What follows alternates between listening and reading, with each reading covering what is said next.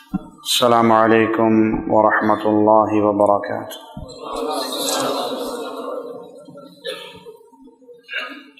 جن بھائیوں کے موبائل آن ہیں اپنے موبائل آف کر لیں۔ اللہ کے گھر کا یہ ادب ہے اور لازم ہے مسلمان پہ، جب بھی وہ مسجد میں داخل ہو اپنے موبائل کو آف کر لیں۔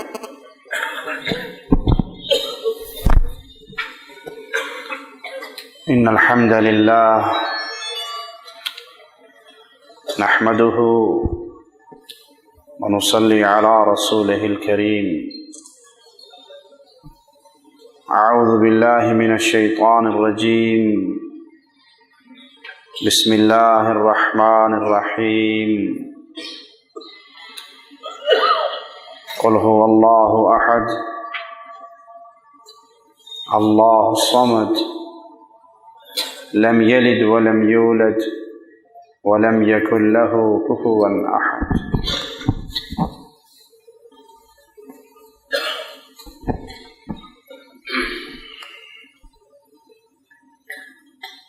اللہ مالک کا شکر ہے، اس نے آج ہمیں کائنات میں سب سے پیاری بستی مکہ المکرمہ میں بیت اللہ کے پڑوس میں اکٹھا فرمایا۔ اس اللہ سے دعا ہے جس اللہ نے ہمیں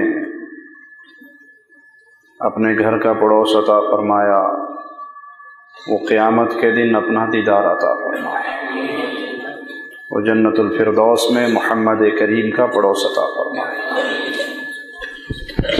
اللہ مالک، جیسے تو نے ہمیں اپنے گھروں میں سے ایک پیارے گھر میں اکٹھا کیا ہے، ہم بڑے گناہ گار ہیں مولا، بڑے خطا کار ہیں، لیکن بندے تیرے ہیں۔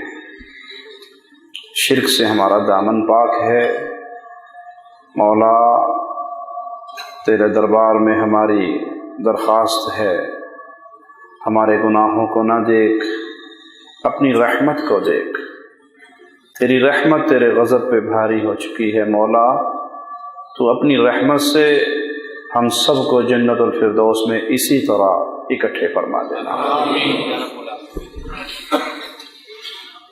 دھرتی کی یہ پاک جگہ، یہ پاکیزہ بستی جس کو امام الموحدین سیدنا ابراہیم علیہ الصلاۃ والسلام آباد کرنے کے لیے اپنی بیوی اور ننھے سے بچے کو چھوڑ کر گئے تھے، تاریخ نے ایک ایسے دن بھی دیکھے کہ اللہ کا گھر تو اللہ کی عبادت کے لیے بنا تھا، اس گھر کے بنانے کا مقصد لوگوں کے سامنے جھکی ہوئی پیشانیوں کو اٹھا کر لوگوں کے رب کے سامنے جھکانا تھا۔ لیکن انسان جو شیطان کے جال کا شکار ہوتا ہے تو وہ اللہ کی وحدانیت کے تعارف سے دور ہو جاتا۔ ایک وہ دور بھی آیا جب شیطان نے اپنا جال بن لیا اور اللہ کی مخلوق کو اللہ سے ہٹا کر غیر اللہ کی عبادت میں لگا دیا۔ اللہ مالک نے اپنے سب سے پیارے اور سب سے آخری رسول محمد الرسول اللہ صلی اللہ علیہ وسلم کو مبعوث فرمایا۔ آپ اہل مکہ میں آئے، مکہ کے حالات کو دیکھا، ان مناظر کو دیکھا۔ میرے پیارے حبیب علیہ الصلاۃ والسلام لوگوں کو پتھروں کے سامنے جھکتے ہوئے، مورتیوں کو پوجتے ہوئے بڑے دکھی ہو جاتے اور اس سوچ بچار میں رہتے کہ اس انسانیت کی اصلاح کیسے ہوگی۔ یہاں تک کہ اللہ مالک نے نبوت کا تاج امام الانبیاء کے ماتھے پہ سجا دیا اور حکم دیا کہ اب اپنی بستی والوں کو، اپنی قوم والوں کو، اپنے عزیزوں کو، اپنے رشتہ داروں کو دعوت دو۔ قولوا لا الہ الا اللہ، یہ آواز سناؤ ان کو بتاؤ کہ خالق و مالک تنہا اللہ ہے، اس کے علاوہ عبادت کا حقدار دھرتی پہ کوئی نہیں ہے۔ یہ پیغام میرے پیارے حبیب علیہ الصلاۃ والسلام نے دیا اہل مکہ کو۔ قولوا لا الہ الا اللہ، لا الہ الا اللہ کا اعلان کرو، اس کو تسلیم کرو، عرب و عجم کا اللہ تمہیں مالک بنا دے گا۔ یہ مان لو کہ اللہ کے علاوہ کوئی عبادت کے حقدار نہیں ہے، کوئی معبود برحق نہیں ہے۔ جن اولیاء اللہ کی مورتیاں بنا کر تم ان کے سامنے سجدہ ریز ہو، یہ پتھر کی مورتیاں ہیں۔ جن ولیوں کے نام پہ منسوب ہیں وہ بھی فوت ہو گئے، ود، سوا، یعوس، یعوق، نصر، یہ بھی گئے اللہ کے پاس۔ مرنے کے بعد نہ وہ کچھ کر سکتے، نہ یہ مورتیاں کچھ کر سکتی۔ یہ وہ سچی دعوت تھی جو محمد کریم صلی اللہ علیہ وسلم نے دی۔ یہ دعوت پھیلتی رہی، پھولتی رہی۔ اس دعوت کے نتیجے میں میرے رب نے پیارے حبیب کو مدینہ عطا فرمایا۔ اس دعوت کے نتیجے میں یہ نور توحید پھیلتا رہا۔ پھر ایک وہ دن بھی آیا کہ پیارے حبیب صلی اللہ علیہ وسلم جو مکہ مکرمہ سے چھپ کے نکلے تھے، غار میں پناہ لی تھی، دشمنوں نے اپنے بندے بھگائے تھے، لیکن آپ نکل گئے سیدنا ابو بکر صدیق کے ساتھ رضی اللہ عنہ وارضا اور مدینہ میں پہنچ گئے۔ پھر ایک وہ وقت آیا جب اہل توحید کا لشکر جرار اس مکہ مکرمہ میں داخل ہوا۔ ابو سفیان پہاڑی پہ چڑھ کے اس میدان میں جلتی ہوئی آگ کے ان الاؤ کو دیکھ رہا ہے جس میں پیارے حبیب محمد کریم صلی اللہ علیہ وسلم کے جانثار موجود ہیں، اور کہتا ہے کہ آج محمد کے لشکر کا مقابلہ کرنے کی طاقت کسی میں نہیں ہے۔ میرے پیارے حبیب اس مکے میں داخل ہوئے، مکہ فتح ہوا۔ اہل مکہ میرے رسول صلی اللہ علیہ وسلم کے اوپر ظلم ڈھانے والے حرم میں اکٹھے ہو گئے۔ پیارے حبیب نے ان کی طرف دیکھ کر کہا، کیا خیال ہے، آج میں تمہارے ساتھ کیا کروں گا؟ کس سے پوچھا؟ جنہوں نے میرے نبی کے قدموں میں کانٹے بچھائے تھے۔ کن سے پوچھا؟ جنہوں نے میرے مصطفیٰ پہ سنگ باری کی تھی۔ کس سے پوچھا؟ جنہوں نے میرے مصطفیٰ کا ماتھا پھاڑا تھا۔ کن سے پوچھا؟ جنہوں نے میرے مصطفیٰ کی بیٹیوں کو طلاق دی تھی۔ کن سے پوچھا؟ جو میرے نبی کے اوپر گھر کا کوڑا پھینک دیا کرتے تھے۔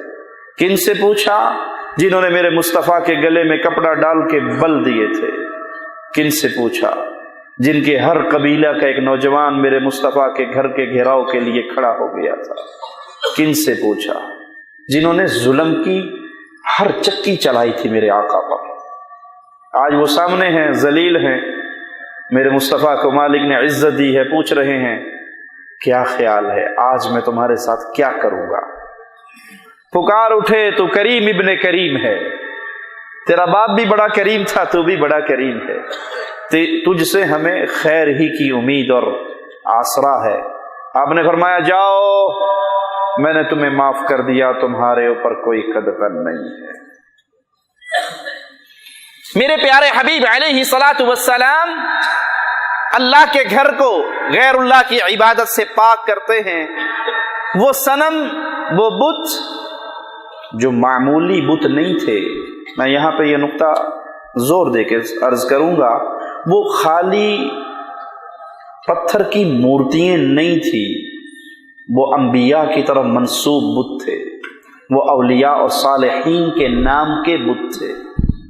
جیسے آج صالحین کی قبر ہے، قبر بھی مٹی کا ڈھیر ہے نا، بزرگ تو گئے، وہ تو گئے 5 فٹ نیچے، बुजुर्ग के लिए तो वो जन्नत बन गई, औलिया के लिए तो कब्रें जन्नत बन गई, जिनको तुम पूज रहे हो वो तो मिट्टी का ढेर है। इसी तरह कुफारे मक्का की मूर्तियां खाली मिट्टी का ढेर नहीं थी, जैसे आज कब्रों के अंदर पीरों को पूजा जा रहा है, इसी तरह वो भी अंबिया और औलिया के नाम की यादगारें बना के पूजते औलिया अल्लाह को थे। इब्राहीम अलैहिस्सलातु वस्सलाम का बुत, इस्माईल अलैहिस्सलाम का बुत, ईसा अलैहिस्सलाम का बुत, वद सवा यऊस यऊक नसर की बनाई हुई मूर्तियां, मेरे प्यारे हबीब ने उन मूर्तियों को तोड़ा, उन बुतों को तोड़ा। जा अल हक व ज़हक़ल बातिल, हक आ गया, बातिल मिट गया। हक ये है कि सजदा जब भी किया जाएगा अल्लाह को किया जाएगा। हक ये है ज़िबाह जब भी किया जाएगा अल्लाह के लिए। हक ये है तवाफ जब भी किया जाएगा खालिस बैतुल्लाह का अल्लाह के लिए। हक ये है तवक्कुल जब भी किया जाएगा खालिस अल्लाह पर। जा अल हक, बुतों को तोड़ दो, बुतों को पाश पाश कर दो, और आप खुद अपने दस्ते मुबारक से तोड़ रहे हैं और आवाज लगा रहे हैं हक आ गया, बातिल मिट गया। बातिल मिटने के लिए ही होता है। मक्का को बुतों से पाक किया गया, सैयदना अली को रवाना किया गया, जाओ पक्की कब्रें तोड़ दो, ऊंची कब्रों को जमीन से बराबर कर दो, मूर्तियों को तोड़ दो, तस्वीरों को मिटा दो। तौहीद का गलबा हुआ। मेरे सहाबा, मेरे नबी सल्लल्लाहु अलैहि वसल्लम की वो जमाअत जिन्होंने सबसे पहले मेरे प्यारे हबीब अलैहि सलातु वस्सलाम की लाई हुई शरीयत पे अमल करके दिखाया। ये इस्लाम फैलता रहा, जजीरा अरब से निकला, रोम और ईरान तक पहुंचा। जिनके दिल के अंदर कुफर और शिर्क रच बस जाते हैं वो मुकाबले के लिए कई ढोंग इख्तियार करते हैं। जब यहूद व नसारा ने, जब कुफार ने ये देख लिया कि मुसलमानों का मुकाबला तलवार के साथ मैदान में नहीं किया जा सकता, मुसलमानों का मुकाबला तलवार के साथ मैदान में नहीं हो सकता। बदर का मार्का हुआ, ओहद का हुआ, खंदक का हुआ, रोम और ईरान के बादशाहों को इस खाक के अंदर रोन दिया गया। तो फिर कुफार ने मुसलमानों पे हमला करने का एक नया तरीका अपनाया, और वो तरीका क्या था? इब्ने सबा। इब्ने सबा ने इस्लाम का चोला पहना। इब्ने सबा यहूदी था, और शिया मौरखीन ने अपनी किताबों में ये बात लिखी है कि अब्दुल्ला इब्ने सबा यहूदी था। जब वो यहूदी था, यूशा बिन नून को रब कहा करता था, इलाह कहा करता था। उसने इस्लाम का चोला अपनाया, मुसलमानों के रूप में आया, हकीकत में मुसलमान नहीं हुआ, और मुसलमानों में सबसे पहले अब्दुल्ला इब्ने सबा ने यह आवाज लगाई कि अली अली नहीं है, अली इलाह है। अली अली नहीं है, जिसको तुम अली समझते हो ये बज़ाहिर अली है, हकीकत में ये इलाह के रूप में धरती पे आया है। ये खबर सैयदना अली रज़ियल्लाहु अन्हु वरदा तक भी पहुंची कि कुछ लोग हैं जो मुझे इलाह बना रहे हैं। आपने उनको बुलाया, उनको समझाया, उनसे तौबा करवाई। जिन्होंने तौबा से इनकार किया, सैयदना अली को उनको जलाने का हुक्म दे दिया। अब्दुल्लाह इब्ने अब्बास रज़ियल्लाहु अन्हुमा फरमाते हैं, काश मैं उस वक़्त अली के साथ होता तो जलाने की इजाजत न देता, रोकता सैयदना अली को कि इनको आग में न जलाओ। क्यों? आग का अज़ाब सिर्फ अल्लाह ही दे सकता है, मखलूक किसी को आग का अज़ाब नहीं दे सकती। वो मुजरिम आग में जल रहे थे, वो आग में जल रहे थे।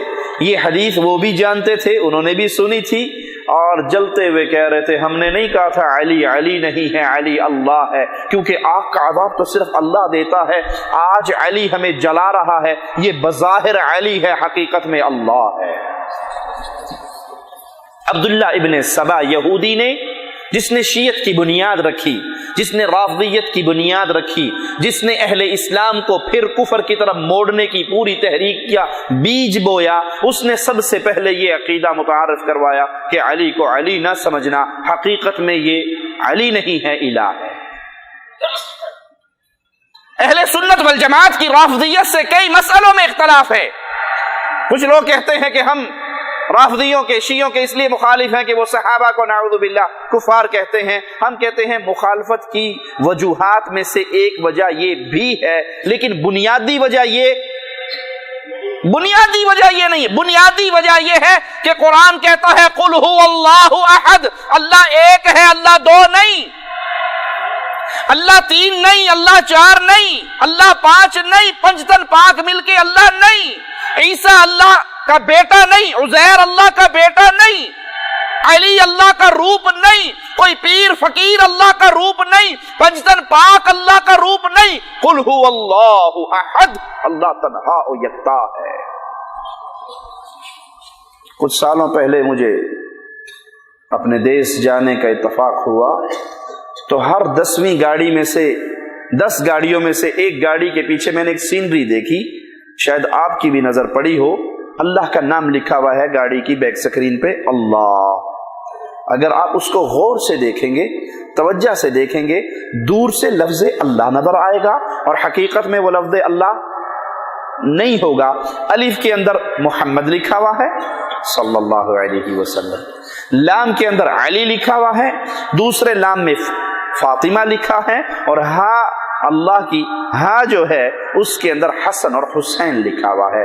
بظاہر لگتا ہے اللہ کا نام لکھا ہے، حقیقت میں وہ محمد، علی، فاطمہ، حسن اور حسین ہیں، کیونکہ رافضیت کا عقیدہ ہے لی خمس اطفی بہا حر الوبا مصطفیٰ مرتضی وابنیہما والفاطمہ، اللہ کے نور میں سے اللہ نے 5 کو پیدا کیا اپنے نور میں سے، محمد، علی، فاطمہ، حسن، حسین رضوان اللہ علیہم اجمعین، یہ اللہ کے نور میں سے پیدا ہوئے۔ بھائی جو چیز اللہ کے نور میں سے نکلی وہ اللہ ہی ہوگی نا۔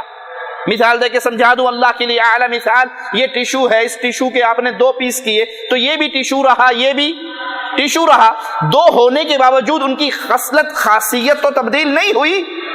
آپ کہتے ہیں یہ پنجتن پاک اللہ کے نور میں سے نکلے، پھر اللہ ایک ہوا یا 6 ہوئے؟ محمد اللہ کے نور میں سے نکلے، علی اللہ کے نور میں سے نکلے، فاطمہ اللہ کے نور میں سے نکلی، حسن و حسین اللہ کے نور میں سے الگ ہوئے، تو 5 یہ ایک اللہ کتنے ہو گئے؟ 6 ہو گئے۔ قرآن کہتا ہے قل هو اللہ احد، اللہ ایک ہے۔ تو اہل سنت والجماعت کا رافضیت سے، شیعت سے پہلا اختلاف یہ ہے، وہ علی کو اللہ کا بندہ نہیں سمجھتے، اللہ کے نور کا ٹکڑا سمجھتے ہیں، اور قرآن ہمیں یہ درس دیتا ہے کہ کائنات میں جو مخلوق ہے وہ اللہ کی بندی ہے اور اللہ تنہا و یکتا ہے۔ رافضیت نے یہ بنیاد رکھی عبداللہ ابن سبا کے ہاتھ سے کہ ہم علی کو علی نہیں کہتے، اور یہ پرانا عقیدہ نہیں، آج بھی یہ عقیدہ ہے۔ انڈیا پاکستان والوں قوالی سنی ہے کہ نہیں؟ دم دم مست کلندر، علی کا پہلا نمبر، علی دم دم کے اندر، سنی ہے قوالی کبھی؟ علی دم دم کے اندر، کبھی غور کیا کیا معنی اس کا؟ دم کسے کہتے ہیں؟ روح کو۔ دم کسے کہتے ہیں؟ روح کو۔ بندہ مر گیا، دم نکل گیا، جی گیا، روح نکل گئی، دم کہتے ہیں روح کو۔ تو وہ کہتے ہیں کہ علی ہر دم کے اندر ہے، ہر روح کے اندر علی ہے۔ اور یہ میں نہیں کہہ رہا، غضنفر توسوی پاکستان کا ایک بہت بڑا ذاکر، اس کا کلپ میرے موبائل میں موجود ہے، جو دیکھنا چاہے میں دکھا سکتا ہوں۔ کہا تم علی اور اللہ کے بارے میں باتیں کرتے ہو، علی اور اللہ میں صرف اتنا فرق ہے جیسے تم شیشے کے سامنے کھڑے ہو جاؤ، تمہیں اپنا سایہ نظر آئے گا، اپنا عکس نظر آئے گا، حقیقت میں تم ہو، ادھر سایہ ہے، بس اتنا سا فرق ہے، وہ عرش پہ علی ہے، یہ فرش پہ علی ہے۔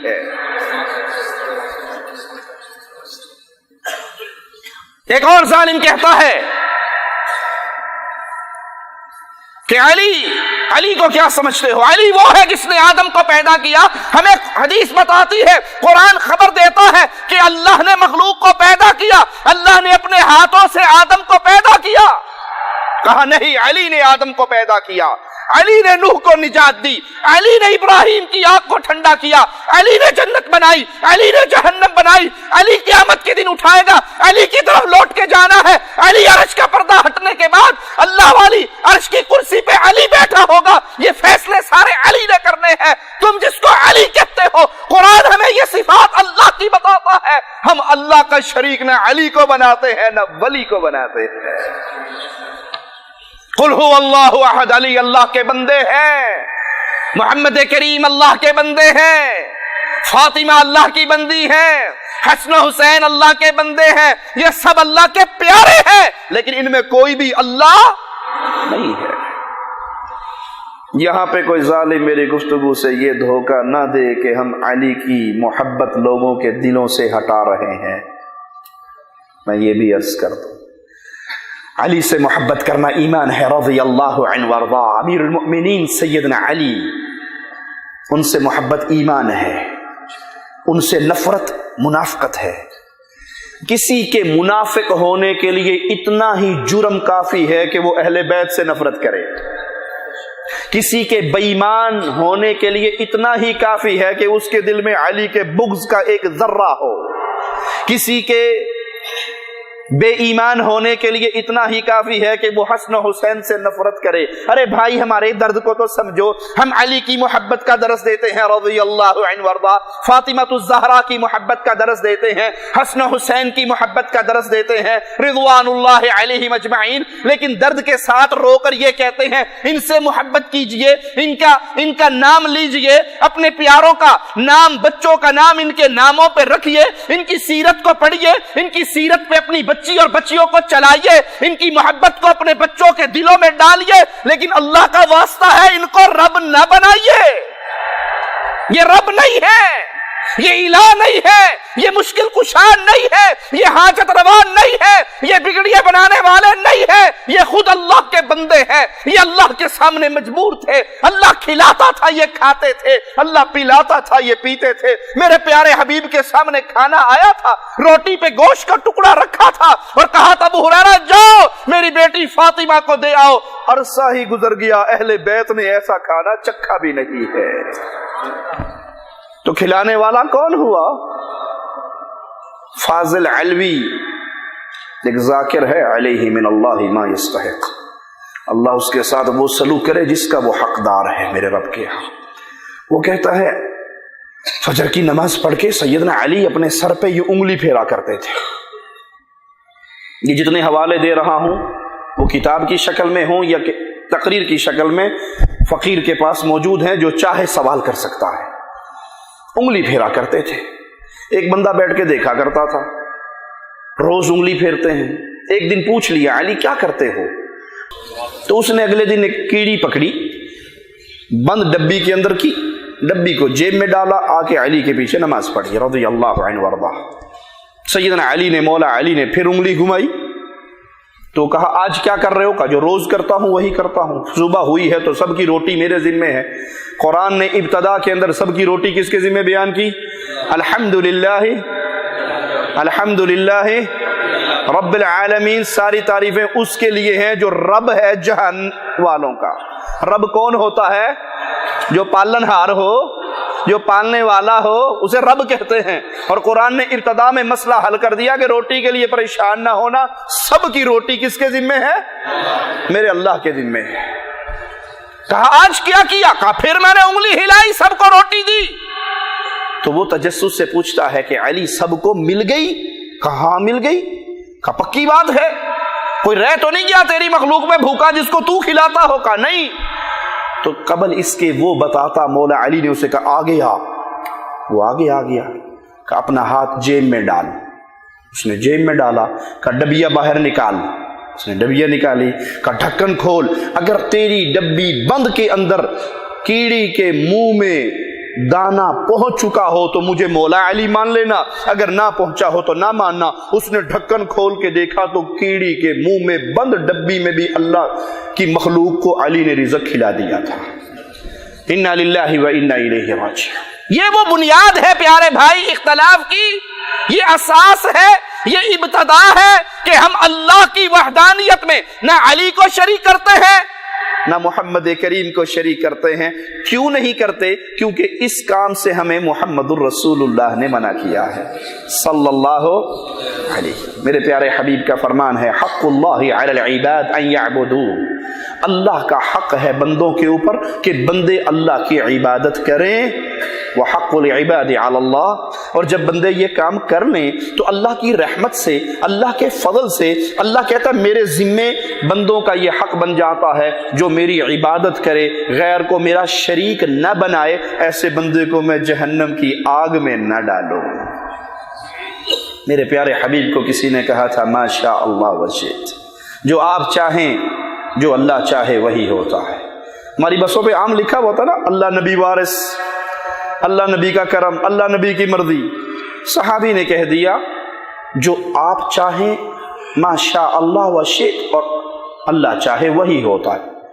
میرے پیارے حبیب صلی اللہ علیہ وسلم، میرے نبی کا نام آئے تو محبت سے کہا کریں صلی اللہ علیہ وسلم۔ یہ زبان ہلا لیں، بڑا فائدہ ہوگا، بڑا فائدہ ہوگا۔ بتا دوں کیا فائدہ ہوگا؟ ایک دفعہ کہو گے صلی اللہ علیہ وسلم، اللہ کی طرف سے 10 رحمتوں کا نزول ہو جائے گا، 10 درجے بلند ہو جائیں گے، 10 گناہ معاف ہوں گے۔ درود وہ عظیم نعمت ہے، اس کے پڑھنے سے ایک فرشتہ نیکی لکھتا ہے اور ایک فرشتہ گناہ لکھتا ہے۔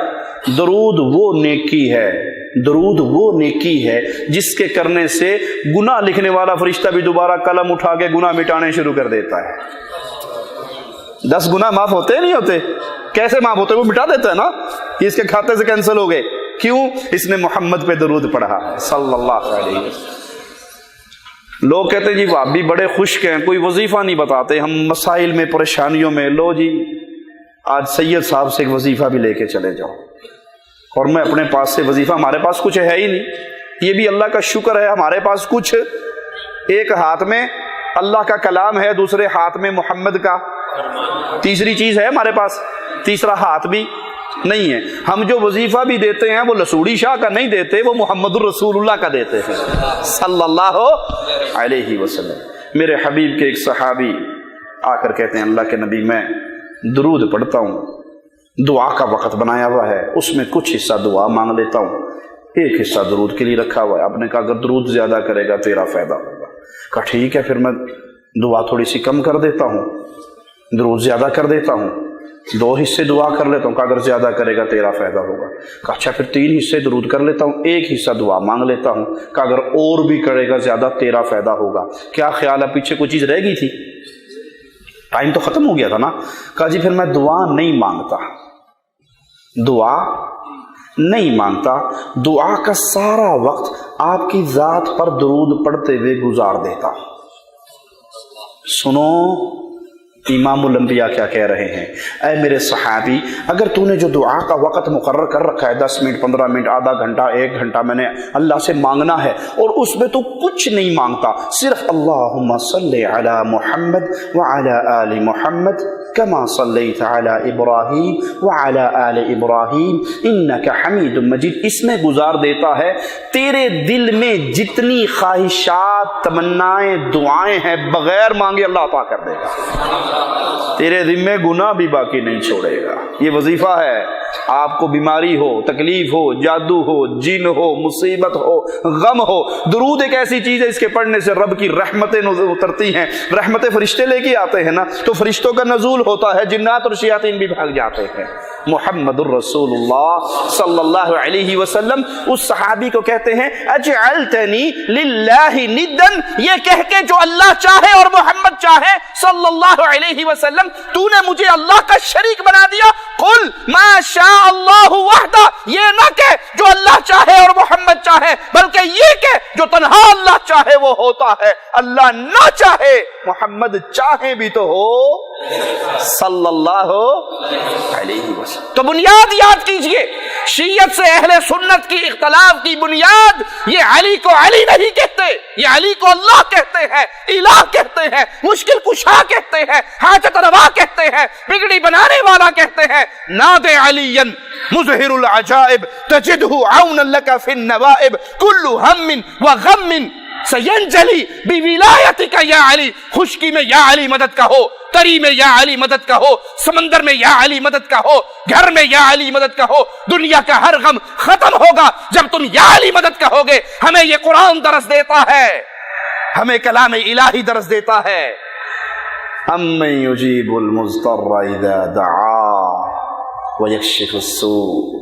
तुम कहते हो या अली मदद कहोगे मुसीबत टलेगी। कुरान कहता है वमन नस्रु इल्ला मिन इंदिल्लाह, या अल्लाह मदद कहोगे तो मदद आएगी, नहीं कहोगे तो मदद। तुमने अली को इलाह बना लिया, अली को मुश्किल कुशा बना लिया। हम आपसे सवाल करते हैं ये कहने वालों कि अली कायनात में रज़ियल्लाहु अन्हु वरदा रिज़्क़ बांटते हैं। जब सैयदना अली पैदा नहीं हुए थे रिज़्क़ कौन बांटता था? जब अली के बाबा अबू तालिब पैदा नहीं हुए थे रिज़्क़ कौन बांटता था? जब अबू तालिब के बाबा पैदा नहीं हुए थे रिज़्क़ कौन बांटता था? अरे रज़्ज़ाक़ तो वो मेरा अल्लाह है, बाकी सारी मखलूक उसके दर की मंगती है। अंतुमुल फुक़रा, सारी कायनात फ़कीर है और गनी अल्लाह अपने आरश पे है। ये बुनियाद है इख्तिलाफ की अकीदा तौहीद कि जो हम अल्लाह को समझते हैं, जिस तरह हम अल्लाह की इबादत करते हैं, जो सिफात हम अल्लाह की मानते हैं, तुमने सारी वो सिफात अली में दी है। गज़नफ़र तौसवी इंडिया हैदराबाद में जाकर एक तकरीर करते हुए कहता है कि तुम्हें हशर का मैदान दिखाऊं। हशर का मैदान होगा, नमाज कांप रही होगी, रोजा थरथरा रहा होगा, हज गिरता पड़ता लाठी टेक टेक के चल रहा होगा।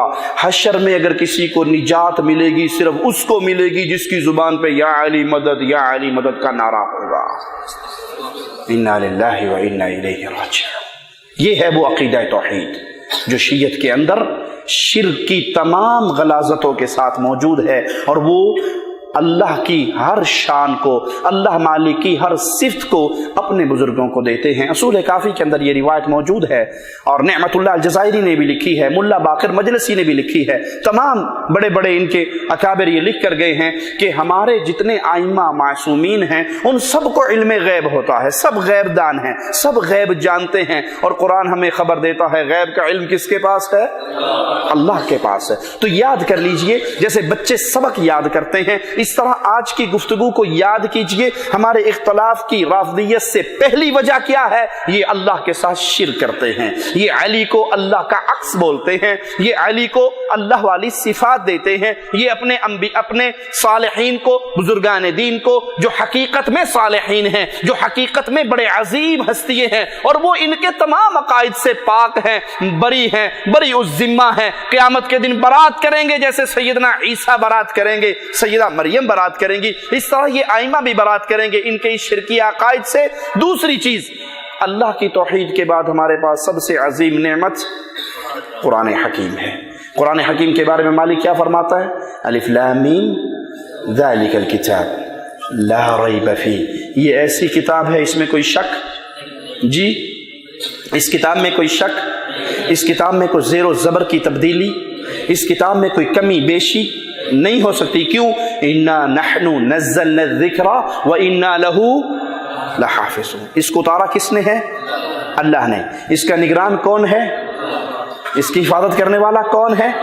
इसका जिम्मा अल्लाह ने लिया है। लिहाजा तजर्बे के तौर पे कहता हूँ दुनिया को, कायनात सारी घूम लो, सऊदी अरब का छपावा ले लो, पाकिस्तान का छपावा ले लो, मिस्र का छपावा ले लो, बरतानिया का छपावा ले लो, जहाँ से भी जितनी दुनिया के अंदर कुरान के नुस्खे मिलते हैं ले लो। एक ज़ेर ज़बर का फ़र्क भी, एक आयत की कमी बेशी भी, इसका कोई नया मॉडल, कोई पुराना मॉडल, कोई नया वालियम, पुराना वालियम नहीं है। क्यों? इसकी हिफाजत किसने की है?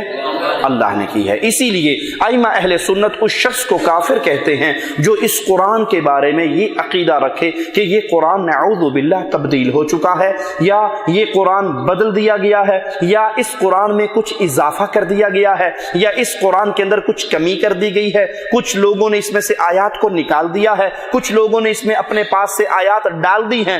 جو قرآن کو تبدیل شدہ کتاب کہے، جو قرآن کے اندر اضافے کا عقیدہ رکھے، جو قرآن کے اندر کمی کا عقیدہ رکھے، وہ تمام کے تمام کفار ہیں، ان کا مسلمانوں سے کوئی تعلق نہیں ہے۔ اصول کافی جس طرح ہمارے ہاں اہل سنت کے ہاں صحیح بخاری قرآن کے بعد اتھینٹک ترین بک ہے، اسی طرح ان کے ہاں اصول کافی ہے، اس کے اندر لکھا ہے اصل قرآن کی آیات۔ اس قرآن کی آیات کتنی ہے جی؟ 6600 کچھ۔ وہ کہتے ہیں جو اصل قرآن کی آیات ہیں وہ 17,000 آیتوں پہ مشتمل ہے یہ قرآن، نعوذ باللہ ثم نعوذ باللہ۔ مقبول حسین دہلوی اپنے ترجمہ میں لکھتا ہے کہ یہ قرآن نعوذ باللہ ثم نعوذ باللہ شراب خور خلفاء نے تبدیل کر دیا۔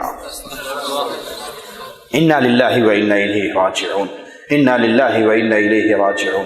جس کلام الہی کی حفاظت کا ذمہ رب نے لیا اس کو کوئی تبدیل نہیں کر سکتا۔ نوری الطبرسی نے اپنی کتاب فصل الخطاب کے اندر وہ آیات نقل کی ہیں جو وہ کہتا ہے اصل قرآن میں تھیں اب نہیں ہے۔ یا ایھا الرسول بلغ ما انزل الیک، وہ کہتا ہے اصل آیت یوں تھی یا ایھا الرسول بلغ ما انزل الیک فی ولایت علی، تجھے علی کی ولایت کا جو حکم دیا گیا تھا اس کو بیان کر۔ تو یہ قرآن تبدیل ہو گیا۔ جو اس قرآن کو تبدیل شدہ کہے اس کا اسلام کے ساتھ کوئی تعلق باقی نہیں رہتا۔ یہ تو ایک مسئلہ ہے۔ ہم عقل مندوں سے سوال کرتے ہیں، چلو ٹھیک ہے، نعوذ باللہ تمہارا عقیدہ ہے کہ ابو بکر نے تبدیل کر دیا، عمر نے تبدیل کر دیا، عثمان نے تبدیل کر دیا، ہم نے مان لیا آپ کی بات ایک لمحے کے لیے کہ نعوذ باللہ یہ صحابہ اللہ کا کلام تبدیل کر گئے تھے۔ جب حکومت آئی سیدنا علی کی، آئی یا نہیں آئی؟ سیدنا علی نے حکومت کی۔ تمہارے بقول اگر یہ قرآن تبدیل شدہ تھا، جو وہ مصحف فاطمی سیدنا علی کے پاس تھا، سیدنا علی نے جس طرح عثمان غنی نے تمام مصاحف کو بلا کر اکٹھا کر کے ایک پر اتفاق کروا دیا امت کا اور اسی کو پرنٹ کر کے نشر کیا، تو سیدنا علی نے اصل قرآن 17,000 آیتوں والا کیوں نشر نہ کیا؟ سوال عقل مندوں کے لیے۔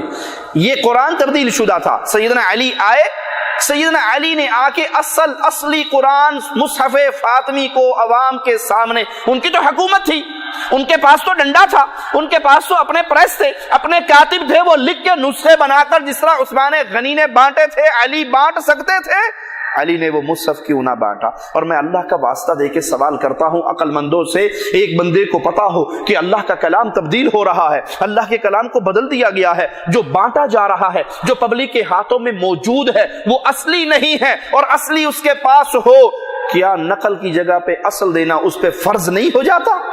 کیا اللہ کے کلام کی حمایت کرنا فرض نہیں ہو جاتا؟ سیدنا علی جس کو دنیا شیر خدا کے نام سے جانتی ہے، بتاؤ اللہ کے کلام کے تبدیل شدہ نسخوں کو چھین کر مصحف فاطمی بقول تمہارے اصلی قرآن کو پبلک کے ہاتھ میں کیوں نہ دے کر گئے؟ اگر یہ گناہ کا کام ہے تو بتاؤ کس پہ اس کا جرم آئے گا؟ سیدنا علی کے بعد سیدنا حسن کی حکومت آئی، سیدنا حسن کی حکومت آئی، سیدنا حسن نے یہ اصلی قرآن لوگوں تک کیوں نہ پہنچایا؟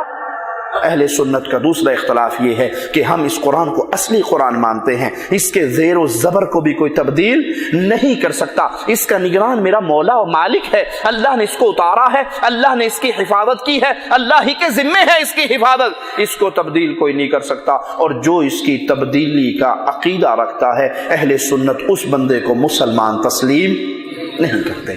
تیسری طرف آتے ہیں، اس قرآن کو اتارا میرے اللہ نے، کس جگہ پر؟ محمد کریم کے مبارک دل پر۔ اس قرآن کو لکھا کس نے؟ بولو، اس قرآن کو لکھا کس نے؟ صحابہ کرام نے۔ اس قرآن پہ سب سے پہلے عمل کس نے کیا؟ صحابہ کرام نے۔ میں مسئلہ سمجھانے سے پہلے ایک مثال دیتا ہوں۔ ایک استاد 23 سال تک ایک کلاس کو پڑھا رہا ہے، اس میں نئے لڑکے بھی آ رہے ہیں، نئے طلبہ بھی آ رہے ہیں، پرانے بھی ہیں، क्रॉस बड़ी होती जा रही है और वो कम बेश 1 लाख तालिब इल्मों पर हो गई, इकट्ठी होगी, और 23 साल तक उस्ताद ने उस क्लास को पढ़ाया। 23 साल के बाद जब इम्तहान का टाइम आया, 3 बच्चे पास हुए, बाकी सारे फेल हो गए। तवज्जो मेरी तरफ रखना, 3 बच्चे पास हुए, बाकी सारे फेल हो गए। ये उस्ताद कामयाब है या नाकाम? जी कामयाब तो नहीं कहेंगे इसे। फिर दोहराऊं, 23 साल तक उस्ताद ने पढ़ाया, दिन को भी पढ़ाया, रात को भी पढ़ाया, सुबह भी पढ़ाया, शाम को भी पढ़ाया, सफर में भी पढ़ाया, जंग में भी पढ़ाया, पढ़ाई नहीं छोड़ी, तरबियत नहीं छोड़ी, हर हाल में तरबियत की 23 साल तक की। जब इम्तहान का टाइम आया, 3 पास हुए, बाकी सारे 1 लाख के करीब जितने थे फेल हो गए। उस्ताद नाकाम है या कामयाब है? नाकाम। मुसलमानों में सवाल करता हूं, मोहम्मद करीम सल्लल्लाहु अलैहि वसल्लम कामयाब लौटे या नाकाम लौटे? जी, जो बंदा ये कहे कि मोहम्मद सल्लल्लाहु अलैहि वसल्लम नाकाम गए, वो मुसलमान बाकी रहेगा? उसके ईमान की कोई तस्लीम किया जाएगा? उसके ईमान को नहीं किया जाएगा। जो ये कहे कि मोहम्मद सल्लल्लाहु अलैहि वसल्लम के नाकाम गए हैं, मकसद पूरा नहीं हो सका, वो बंदा मुसलमान बाकी नहीं रहता। तो इस कुरान हकीम पे सबसे पहले अमल करने वाले असहाबे मुहम्मदुर रसूलुल्लाह हैं सल्लल्लाहु अलैहि वसल्लम। असहाबे मुहम्मद करीम के बारे में मुल्ला बाकर मजलसी ने भी लिखा, नूरी अतबरसी ने भी लिखा, और कशफुल गुम्मा वाले ने भी लिखा, शेख मुफीद ने भी लिखा कि इर्तद्दन्नास बअदन नबी इल्ला अरबा, और एक रिवायत में है इल्ला सलासा, नबी की वफात के साथ ही सारे सहाबा मुर्तद हो गए, नऊज़ु बिल्लाह सुम्मा नऊज़ु बिल्लाह, सिवाय 3 के और कोई मुसलमान बाकी ना बचा। मुसलमान कितने बचे? 3। इर्तद्दन्नास, यहां लफ्ज आम है, तखसीस नहीं। इर्तद्दन्नास, सारे लोग मुर्तद हो गए बअदन नबी, मेरे नबी सल्लल्लाहु अलैहि वसल्लम की वफात के बाद, इल्ला सलासा या अरबा, 3 या 4।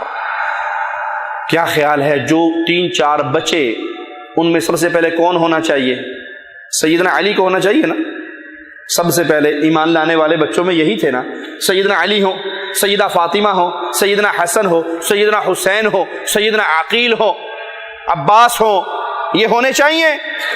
शीयत ने मुस्तफ़ा के सहाबा को ही गाली नहीं दी, अहले बैत को भी गाली दी है। कहा सब मुर्तद हो गए सिवाय 3 के। पूछने वाले ने पूछा जाबिर सादिक से कि वो बाकी कौन थे? कहा मिक़दाद बिन असवद, अबू ज़र गफारी, सलमान फारसी, ये 3 मुसलमान रहे, बाकी सारे काफिर हो गए। इन्ना लिल्लाहि व इन्ना इलैहि राजिऊन, इन्ना लिल्लाहि व इन्ना इलैहि राजिऊन। जो मेरे नबी के सहाबा को मुर्तद कहे, वो मुसलमान बाकी रह सकता? इस मसले पे मैं एक जुमला कहता हूं जो सलफ से मनकूल है कि तुम्हारा ये मसला, इस मसले में तुम यहूदो नसारा से भी बुरे हो। अगर कोई यहूदियों से पूछे दुनिया में सबसे अच्छे लोग कौन हैं, तो यहूदी कहेंगे जो मूसा के साथी थे। अगर ईसाइयों और जालिमों तुमसे पूछा जाए दुनिया में सबसे बुरे लोग कौन हैं, तो तुम जवाब में कहोगे जो मोहम्मद के साथी थे। कुवैत का यासर खबीस, उस मलऊन मुजरिम जिंदीक की वीडियो मेरे पास मेरे मोबाइल में मौजूद है। वो नमाज के अंदर नमाज पढ़ते हुए हाथ उठा के सैयदना अबू बकर, सैयदना उमर, सैयदना उस्मान, सैयदा आयशा, सैयदा हफ्सा पर बाकायदा हालत नमाज में लानत करता है, और नबी के सहाबा को कुफार जानता है। क्यों? इस कुरान पे अमल करने वाले कौन? सहाबा। इस कुरान को लिखने वाले कौन? सहाबा को काफिर कहने का मकसद क्या है कि लोगों का कुरान और हदीस पे ईमान खत्म हो जाए। अमीर माविया को गाली देने का मकसद क्या है कि कुरान हकीम पे ईमान खत्म हो जाए। खुमैनी अपनी एक किताब वसिया, इस किताब का नाम है अल-वसिया, उसमें वो लिखता है कि जो गिरोह मदद के लिए ईरान में मुझे मिला, वो मोहम्मद को मक्का में नहीं मिला। इन्ना लिल्लाहि व इन्ना इलैहि राजिऊन। اور یہاں پھر اپنی بات کو دہراؤں گا، جن لوگوں کے ذہن میں یہ ہے کہ یہ صرف صحابہ کے دشمن ہیں، نہیں، اللہ کی قسم، عبداللہ ابن سبا کی جماعت صحابہ کی دشمنی میں تو ہے ہی ہے، یہ اہل بیت کے بھی دشمن ہے۔ دلیل، خمینی نے اپنی کتاب میں لکھا کہ جو صحابہ، جو ساتھی، جو مددگار، جو سپورٹر مجھے ایران میں ملے وہ محمد کریم صلی اللہ علیہ وسلم کو مکہ میں نہ ملے، تو اہل بیت کہاں تھے؟ اہل بیت کہاں تھے؟ مکہ میں تھے۔ اہل بیت نے نبی کی مدد کی یا نہیں کی؟ تو وہ صحابہ کو گالی دینے سے پہلے اہل بیت کو گالی دے رہا ہے۔ پیارے نبی صلی اللہ علیہ وسلم کی زوجہ محترمہ سیدہ عائشہ پوچھتی ہے، اللہ کے نبی جب بھی ذکر آتا ہے پیار و محبت کا آپ خدیجہ کو یاد کرتے ہو، جب بھی عید آتی ہے خدیجہ کی سہیلیوں کو گوشت بھیجتے ہو، ہدیے تحفے تحائف دینے کا ٹائم آتا ہے خدیجہ کی بہنوں، خدیجہ کی سہیلیوں سے شروع کرتے ہو، آخر خدیجہ میں ایسی کیا بات ہے؟ خود فرماتی ہے مجھے پیارے نبی کی کسی زوجہ پر اتنا رشک نہیں آیا، مجھے اس پہ آیا جس کو میں نے اپنی آنکھوں سے دیکھا بھی نہیں تھا، اور وہ ذات فاطمہ رضی اللہ تعالی عنہا کی ماما خدیجہ کی ذات تھی۔ کیا بات تھی خدیجہ میں؟ کیوں اتنا یاد کرتے ہو؟ کیوں اس کی سہیلیوں کا اتنا اکرام کرتے ہو؟ کیوں اس کے رشتہ داروں کے آنے پہ استقبال کے لیے کھڑے؟ تو کیا ماجرا ہے؟ کہاں عائشہ تو نہیں سمجھتی؟ خدیجہ وہ عورت تھی جب لوگ مجھے جھوٹا کہا کرتے تھے یہ مجھے سچا کہا کرتی تھی، لوگ پتھر مارا کرتے تھے یہ میرے زخموں کو دھویا کرتی تھی، لوگوں نے اپنا مال محمد سے روک لیا تھا، خدیجہ نے اپنا مال محمد پہ قربان کیا تھا صلی اللہ علیہ وسلم۔ اہل بیت نے میرے نبی کی مدد نہیں کی، مولا علی نے میرے نبی کی مدد نہیں کی۔ جب آپ نے لوگوں کو بلا کر دعوت دی، کیا سیدنا علی نے یہ نہیں کہا تھا کہ بظاہر تو میں بچہ ہوں لیکن آپ کی دعوت کو قبول کرتا ہوں اور آج کے بعد میں آپ کا دست و بازو ہوں؟ میرے نبی کا ماتھا پھٹا تھا، زخمی حالت میں بیٹھے تھے، حمزہ چچا ابھی مسلمان نہیں ہوئے تھے، لونڈی نے دیکھا شکار کرتے ہوئے آئے ہیں، شکاری لباس زیب تن ہے، کہا تیری جوانی، تیری قوتیں، تیری طاقتیں، اس کا کیا فائدہ؟ ابو جہل نے تیرے یتیم بھتیجے کے ماتھے کو پھاڑ دیا۔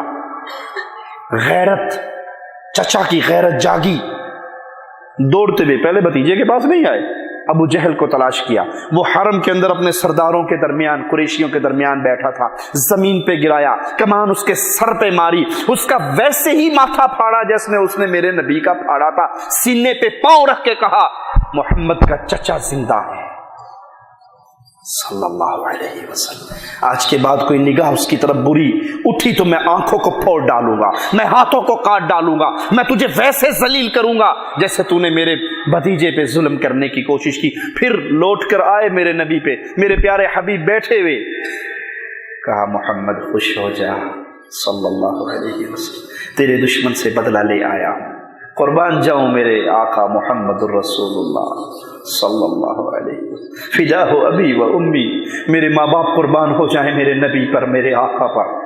نہ تو چہرے پہ مسکراہٹ ہے، نہ خوشی کے آثار ہیں، نہ شاباش اور بلے بلے کی آوازیں ہیں۔ چچا حمزہ کہتے ہیں بھتیجے میں تیرے دشمن کو ذلیل کر کے آیا ہوں، اس کے سرداروں کے، اس کی قوم کے درمیان اسے ذلیل کر کے، اس کے سینے پہ پاؤں رکھ کے، اس کا ماتھا پھاڑ کے آیا ہوں، تجھے خوشی نہیں ہوئی؟ زبان حال سے مجھے میرے آقا کے جذبات کی ترجمانی کرنے دیجئے۔ کہا چچا دنیا جہان کے کافروں کو بھی مار آؤ گے تو مجھے خوشی نہیں ہوگی، مجھے خوش کرنا ہے تو ایک ہی راستہ ہے، قولوا لا الہ الا اللہ کی دعوت پہ لبیک کہہ دے۔ چچا تو کہہ دے لا الہ الا اللہ، محمد خوش ہو جائیں گے صلی اللہ علیہ وسلم۔ تو کہا بھتیجے اگر تیری خوشی اسی میں ہے تو پھر سن لے، اشہد ان لا الہ الا اللہ۔ یہ ہے میرے پیارے حبیب صلی اللہ علیہ وسلم کے اصحاب، یہ اہل بیت نہیں ہے، یہ حمزہ اہل بیت میں سے نہیں ہے، یہ پیارے علی اہل بیت میں سے نہیں ہے۔ فاطمہ الزہرا کو خبر ہوتی ہے پیارے نبی کے کندھوں پہ اونٹ کی اوجڑی پھینک دی گئی، روتی ہوئی دوڑتی ہوئی آتی ہے، اپنے بابا کے کندھوں کو صاف کرتی ہے، اونٹ کی اوجڑی کو زمین پہ گراتی ہے، رو رہی ہے، بابا کے کندھوں کو صاف کر رہی ہے، جیسے زبان حال سے کہہ رہی ہوں بابا جو کہنا ہو ہمیں کہہ دیا کرو ہم مان لیں گے۔ یہ اہل بیت نہیں ہے، حسن حسین میرے نبی کے اہل بیت نہیں ہے۔ خمینی مجرم نے لکھا کہ جو مددگار مجھے ایران میں ملے وہ مددگار محمد کریم کو مکہ میں نہ مل سکے۔ تیسرا بڑا جرم رافضیت اور شیعت کا، وہ میرے نبی صلی اللہ علیہ وسلم کے صحابہ کو گالی دینا ہے، وہ ابو ہریرہ کو گالی دینا ہے، وہ ابو بکر کو گالی دینا ہے، وہ عمر و عثمان کو۔ جی آپ نہیں سمجھتے ابو بکر اور عمر و عثمان یہ تو مال کے لیے نبی کے ساتھ لگے تھے، اور مجھے بتاؤ ابو بکر جاتے ہوئے کون سی پراپرٹی چھوڑ کر گئے تھے؟ وہ تو اپنے بچوں کے سر پہ چھت بھی نہ چھوڑ کر گئے۔ اس کے بارے میں بھی کہہ گئے تھے یہ میرا گھر بیچ کے بیت المال میں شامل کر دینا، میں مسلمانوں کے بیت المال سے وظیفہ لیتا رہا تو میں چاہتا ہوں میرے اوپر کوئی قرض باقی نہ رہے۔ فاروق اعظم نے کون سا مال کمایا، اپنے بچوں کے لیے کیا کیا؟ ارے وہ تو جب تیسرے خلیفہ کے لیے کمیٹی مقرر کر کے گئے اپنے بیٹے کو اس کمیٹی کا رکن بھی نہیں بنا کر گئے۔ عثمان جب خلافت سنبھالی تھی اتنی بکریاں تھی میرے عثمان رضی اللہ عنہ وارضا کی کہ وہ بکریاں مدینے میں نہیں سماتی تھی، ان کی چراگاہیں مدینے سے باہر بنا دی گئی تھی۔ اور جب میرے عثمان رضی اللہ عنہ وارضا کو گھیرا گیا تھا وہ چھت پہ چڑھے تھے اور انہوں نے کہا تھا مسلمانوں یہ مدینے کا کنواں کس نے خرید کے دیا تھا؟ کہا عثمان تو نے خرید کے دیا تھا۔ کہ میرے خریدے ہوئے کنویں سے مجھے پانی نہیں پینے دیتے؟ تم کہتے ہو کہ میں نے اپنے عزیزوں کو نواز دیا اور مال و دولت اکٹھی کر لی، جب میں خلیفہ بنا تو میرے سینکڑوں جانور اور غلام تھے، آج میرے پاس نہ کوئی غلام ہے، ایک اونٹ اللہ کے گھر کے دیدار کے لیے رکھا ہوا ہے، اس کے علاوہ عثمان کے پاس کوئی جمع پونجی نہیں ہے۔ میرے نبی کے صحابہ پر یہ تہمت لگانے والوں کہ وہ دنیا کے لالچ کے لیے یہ سارا کچھ کر گئے تھے، رسول کے صحابہ نے تو پوری دنیا محمد پہ قربان کر ڈالی تھی۔ عبد الرحمن ابن عوف نکلے تھے، بیوی ساتھ تھی، بچے ساتھ تھے، مال ساتھ تھا، مکہ والے آئے بیوی چھین کے چلے گئے، رشتہ دار آئے بچہ چھین کے چلے گئے، مکہ کے باسی آئے مال چھین کے چلے گئے، تنہا تنہا ابن عوف مال بیوی بچے کو لٹا کر محمد کی غلامی کے لیے پہنچ گئے صلی اللہ علیہ وسلم۔ آپ نے پوچھا عبد الرحمن کیسے آنا ہوا؟ کہا آقا سب کچھ ہی چھین لیا ظالموں نے، ایمان بچا کے آیا ہوں۔ کہا اگر تیرا ایمان بچ گیا تو کچھ نہ چھینا گیا۔ ابن عوف سب کچھ لٹا کر آئے، پھر کچھ ہی دن ہوا پیارے نبی نے ابن عوف کے جسم پہ خوشبو دیکھی، کہا یہ خوشبو کیسی ہے؟ کہا اللہ کے نبی شادی کر چکا ہوں۔ کہا شادی؟ ابھی تو آیا تھا، سب کچھ لٹا کر آیا تھا، کتنا مہر دیا؟ کہا کھجور کی گٹھلی کے برابر سونا اپنی بیوی کو مہر دیا ہے۔ ابن عوف کیا کہنا ان کا، زمین مدینے کی تھرتھرائی تھی۔ صدیقہ کائنات نے پوچھا تھا زمین میں وائبریشن کیوں ہے؟ کہا ابن عوف کا تجارتی قافلہ مدینے میں داخل ہوا ہے اور اونٹوں کی اتنی بڑی تعداد ہے کہ ان کے پاؤں کی وجہ سے زمین میں تھرتھراہٹ پیدا ہو رہی۔ سیدہ کہنے لگی ابن عوف کا کیا حال ہوگا جس دن وہ چھلانگے مارتا ہوا، دوڑتا ہوا، اٹکھیلی یہ کرتا ہوا اللہ کی جنت میں داخل ہوگا۔ سننے والے نے دوڑ لگائی، ابن عوف کو جا کے واقعہ سنایا، وہ قافلہ چھوڑ کے سیدہ کائنات کے پاس آئے اور کہا آپ نے میرے آقا سے سنا؟ کہا ہاں عبد الرحمن میں نے تیرے آقا سے سنا تھا۔ اس دن کیا حال ہوگا تیرا جب اٹکیلی یہ کرتا ہوا، مسکراتا ہوا، دوڑتا ہوا تو اللہ کی جنت میں جائے گا۔ آنکھوں سے آنسو شکرانے کے بہنے لگے۔ کہا ماں گواہ رہنا اس خوشخبری کی شکر کے طور پہ یہ سارا اونٹوں کا قافلہ میں نے اللہ کے نام پہ وقف کر دیا ہے۔ میرے نبی کے ان صحابہ پہ تہمت لگانے والوں، تمہاری عقلوں کی جگہ پہ گھاس بھرا ہوا ہے۔ یہ عثمان ہیں جن کا قافلہ آیا ہے، تاجر مدینے کے پہنچ گئے، 1% پرافٹ پہ بیچ دے، کہا مجھے زیادہ مل رہا ہے، 2% پہ بیچ دے، کہا اور زیادہ میرے پاس گاہک موجود ہے، کہا 3% پہ بیچ دے، کہا بولی لگانے والے نے زیادہ لگائی ہے، کہا 4% پہ بیچ دے، کہا نہیں سودا اس سے بھی آگے ہے، کہا سارے مدینے کے تاجر تو ہم ہیں، تجھے 4 سے زیادہ کون دے رہا ہے؟ ذرا اس تاجر کا نام ہمیں بتا دے۔ کہا اے تاجرو تم جانتے ہو آج رسول کے مدینے میں قحط ہے، تم جانتے ہو رسول کے مدینے میں قحط ہے، اور میرا اللہ مجھے 10 گنا 70 گنا 700 गुना का ऐलान सुना रहा है, गवाह रहना मैंने ये सारा काफिला मदीने के गरीबों पे बांट दिया है। उनके ऊपर तोहमत लगाते हो, इल्जाम लगाते हो कि मोहम्मद सल्लल्लाहु अलैहि वसल्लम के सहाबा माल की लालच में नबी के साथ मिले थे। अरे उन्होंने तो माल भी नबी के नाम पे कुर्बान किया, अपने बच्चों को भी नबी के नाम पे कुर्बान किया, अपनी औरतों को भी नबी के नाम पे कुर्बान किया। मेरे आका फरमाते हैं, हालत जंग में मैं दाएं तरफ देखता, उम्मे अमारा कुफार से तेज जनी करती हुई नजर आती, बाएं तरफ देखता, उम्मे अमारा मेरे दिफा में जंग करती हुई नजर आती। जिनकी औरतें मोहम्मद पे कुर्बान हो गई, उनको काफिर कहने वालों, तुम्हारे ऊपर अल्लाह का अज़ाब न गिरे तो और क्या। एक लंगड़ाता हुआ घर से निकला था, बेटों ने कहा था, बाबा कहां का इरादा है? कहा, आज मोहम्मद ने पुकारा है सल्लल्लाहु अलैहि वसल्लम, जिहाद पे जा रहा हूं प्यारे हबीब के साथ। कहा, आप तो माजूर हैं, आपकी तो टांग नहीं है, माजूर हैं, आपको तो इजाजत है, घर में आराम करो, हम आपके फर्जंद जा रहे हैं, सवाब आपको भी मिल जाएगा। कहा, नहीं, अल्लाह की कसम मुझे ना रोको, मैं लंगड़ाता हुआ जाऊंगा और इसी तरह लंगड़ाते लंगड़ाते मैं रब की जन्नत में भी जाऊंगा। आकर किस्सा मेरे नबी को सुनाया, मेरे नबी ने इजाजत दे दी, मैदान जिहाद में चले गए, शहीद हो गए। प्यारे हबीब ने कहा, लोगो सच्चा था, अल्लाह ने सच्चा कर दिखाया, लंगड़ाता हुआ रब की जन्नत में चल रहा है। उनके ऊपर जुबान तराजियां करते, उनको नऊज़ु बिल्लाह सुम्मा नऊज़ु बिल्लाह, उन पे झूठे इल्जाम लगाते हो। जिनके बच्चे भी नबी पे कुर्बान हुए थे, जिनकी औरतें भी नबी पे कुर्बान हुई थी, जिनका माल भी नबी पे कुर्बान हुआ था। दोबारा आपको याद करवा दूं सबक, राफिदियत से अहले सुन्नत के इख्तलाफ की बुनियाद ला इलाहा इल्लल्लाह है। हम अल्लाह को मुश्किल कुशा समझते हैं, राफिदियत अली को मुश्किल कुशा समझती है। हम अल्लाह को एक तने तन्हा समझते हैं, वो पंचतन पाक को अल्लाह के नूर में से पैदा होने वाला मान के 6 अल्लाह पे ईमान रखते हैं। अहले सुन्नत अली को अल्लाह का शेर मानते हैं, सैयदना अली को अल्लाह का वली मानते हैं, सैयदना अली को जन्नती मानते हैं, लेकिन अल्लाह का बंदा मानते हैं, अल्लाह नहीं मानते। और वो कहते हैं उतो उतो अली है, तो विचों विचों एक जाकिर जालिम कहता है, हिजरत की रात अल्लाह के नबी कहते हैं, अली सो जाओ सो जाओ। ये जज्बात में नहीं बातें कर रहा मैं आपसे, ये आपके जज्बात भड़काने के लिए नहीं कर रहा। अल्लाह की कसम एक एक मसले पे दलाइल के अंबार रखता हूं, और जो आपको सुना रहा हूं अल्लाह के यहां भी जवाब दे हूं, इस दुनिया में भी जवाब दे हूं, वो सारे दलाइल मेरे पास मौजूद हैं। कहा, अली सो जाओ। अली ने कहा, अल्लाह के नबी आपने हिजरत करनी, आप जाओ, मैं जानू मक्का जाने, कुरान जाने, सोने की बात क्यों करते हो? कहा, नहीं नहीं सो जाओ सो जाओ। अल्लाह के नबी मैं तो जिंदगी भर कभी सोया ही नहीं हूं, मैं सोऊं कैसे? कहा, अली अगर तू सोया होता मैं सुलाता भी ना, लेकिन आज तुझे सोना पड़ेगा।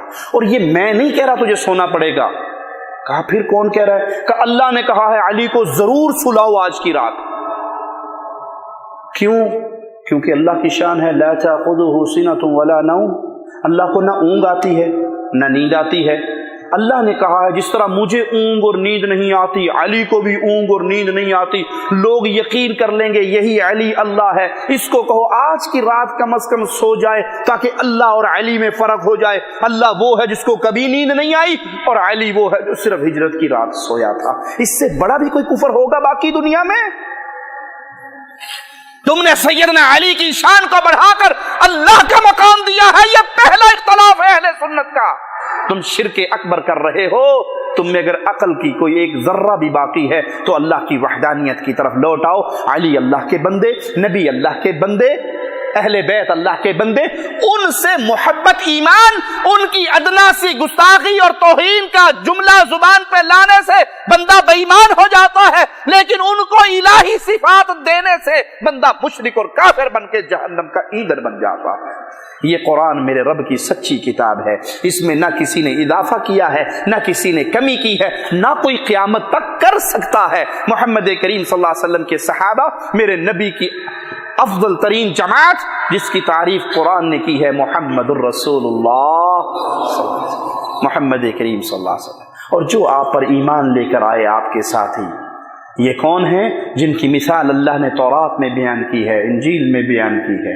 یہ کون ہیں؟ تراہم، تو ان کو دیکھے گا سجود کرتے ہوئے، رکوع کرتے ہوئے۔